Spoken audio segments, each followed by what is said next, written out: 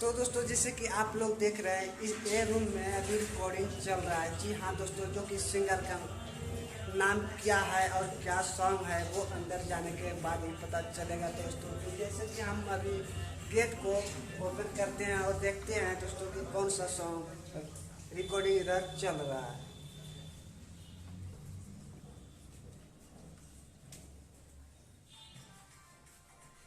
बंद करने का फिर चलो। तो जैसे कि आप लोग देख रहे हैं दोस्तों, हमारे साथ प्रेमी अभी राज जुड़ चुके हैं। जी हाँ दोस्तों, जो कि रिकॉर्डिंग अभी चल रहा है इनका सॉन्ग का।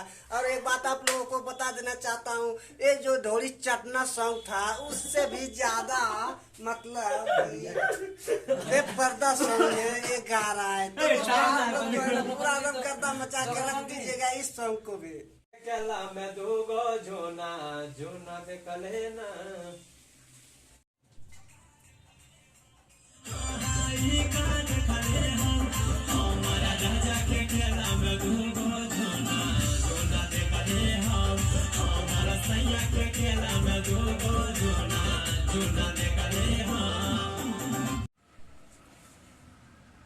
क्या कर रही है?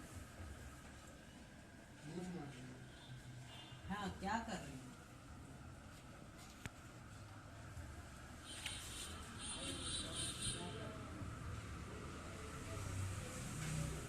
क्या बात कर रही है?